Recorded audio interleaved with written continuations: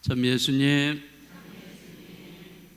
네, 오늘 2월 달을 맞이해서 그 첫 번째 토요일이기 때문에 성모 신신 미사를 봉헌하고 있습니다. 네, 오늘 이 복음을 제가 묵상을 하면서 우리 사회의 문제점 중에 하나인 고독사에 대해서 여러분들하고 이야기를 나누고자 합니다.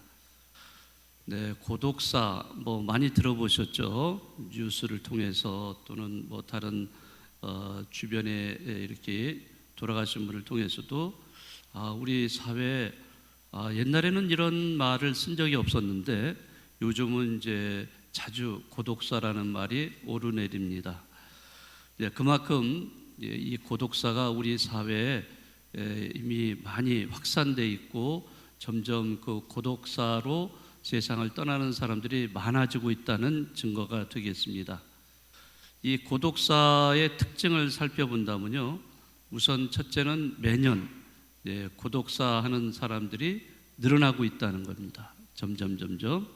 그리고 여성보다는 남성이 훨씬 많이 고독사한다는 것, 그리고 남성 중에서도 50대에서 60대에 있는 그러한 남성들이 굉장히 많이 차지하고 있다는 것입니다. 그 지난해 전체 고독사가 한 3,300명 정도 됐다고 합니다. 그 가운데 50대에서 60대에 걸친 그 남성들이 차지하는 비중이 58.6%나 된다는 이런 내용입니다. 그러니까 이런 퍼센테이지로 볼 때 전체 고독사의 반 이상이 50대에서 60대에 걸친 남성들이 차지하고 있다는 것, 이들이 고독사를 하고 있다는 것을 알 수가 있습니다. 우리나라에서 고독사가 증가하는 이유가 뭘까? 가장 큰 이유 중에 하나는요, 1인 가구의 증가입니다. 사실 우리 상봉동이라는 동네는 1인 가구 청년들이 어마어마하게 많죠. 물론 1인 가구 청년만은 아니겠지만은 어쨌든 이렇게 우리 상봉동만이 아니라 우리 한국 사회 전체에 걸쳐서 1인 가구가 모든 가구의 형태에 가장 많은 그런 형태를 이루고 있는 게 1인 가구. 이 1인 가구는 점점 늘어나고 있어요. 정말 결혼을 해야 되는데 결혼을 하지 않고 청년들이 혼자 사는 청년들도 많이 늘어나고 있고, 또 1인 가구가 되는 것이 자발적으로 이렇게 1인 가구가 되는 경우도 있지만은 자기가 원하지 않는데도 불구하고 어쩔 수 없이 1인 가구가 되는 이런 경우, 다시 말하자면 비자발적인 그런 1인 가구들이 상당히 많습니다. 어쩔 수 없이 혼자 살게 되는 이러한 상황, 예를 들자면은 이혼을 했다든지 또는 실직을 해서 혼자 살아가는 비자발적인 1인 가구가 많다는 겁니다. 그런데 이 비자발적인 1인 가구 중에 중년 남성이 고독사에 상당히 취약합니다.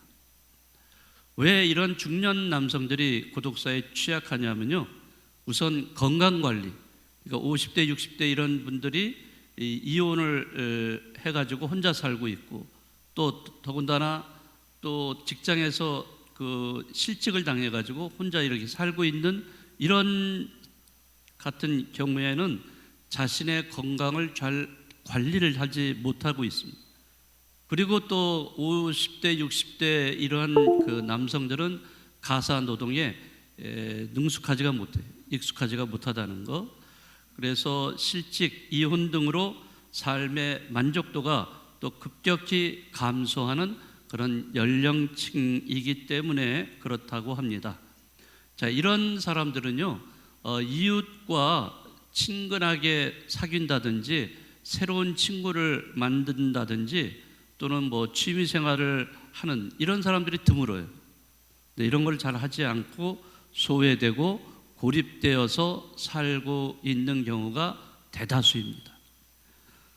어떤 공무원이 이제 이 고독사 현장을 오랫동안 지켜본 사람이 있어요.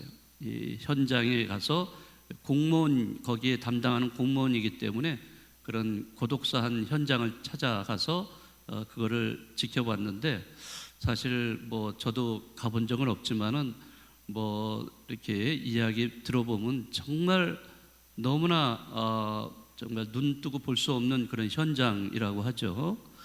자, 그러한 데 현장에 가면은 거의 다 비슷한 그런 패턴, 그러니까 똑같은 패턴이 있다고 합니다. 그래서 이 사람은 이것을 삼다 삼무라고 이렇게 표현을 하고 있어요. 그러니까 그 고독사 현장에 갔을 때 발견이 되는 것은 삼다, 세 가지, 많은 것 세 가지, 또 없는 것 세 가지 이렇게 있다는 거죠. 세 가지, 많은 것 세 가지가 뭐냐 하면은 술병이 널려 있는 거예요. 술을 엄청나게 이제 마시는 거예요. 혼자 있기 때문에. 그리고 또 술을 마시는 이유는 외롭기 때문에, 외로움. 그리고 또 빈곤, 돈이 없으니까 뭐 어떻게 할 도리가 없는 거죠. 이 세 가지가 대부분이 이거를 갖고 있다는 거죠. 그 삼무는 뭐냐? 삼무는 가족이 없다는 거예요. 그러니까 보호자라든지 친구 이런 존재가 주변에 없는 거예요.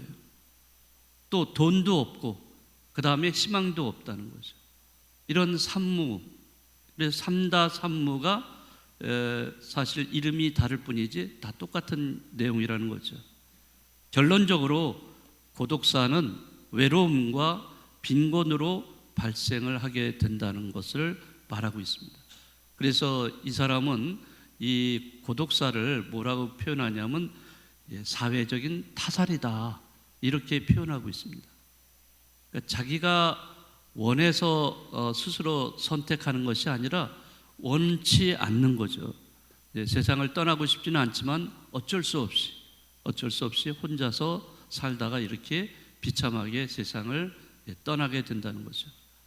그러니까 외로움과 빈곤으로 보호자나 가족이 없이 홀로 죽는 것만큼 불행한 것은 없을 겁니다. 자, 오늘 저는 이러한 우리 사회의 현상을 여러분들과 함께 나누면서 오늘 복음을 한번 같이 묵상을 해보고 싶습니다. 오늘 예수님께서는 우리에게 새로운 가족 그 개념을 우리에게 제시를 해주고 계시기 때문입니다. 자, 오늘 마태복음에 보면은 성모님하고 또 그 친척들이 모여가지고 오래간만에 공생활을 하고 계시는 예수님을 오래간만에 찾아오십니다. 자, 그렇지만은 예수님께서는 마치 문전박대하시듯이 누가 내 어머니고 내 형제들이냐 라고 하시면서 뭐라고 하시냐면 하느님의 뜻을 실천하는 사람들이 내 어머니고 내 형제들이다 라고 이렇게 말씀을 하십니다. 자, 이러한 짧은 말씀 속에서 우리는 예수님께서 그 새로운 가정의 그런 어떤 대안의 질서를 제시하고 계시다는 것을 알 수가 있습니다.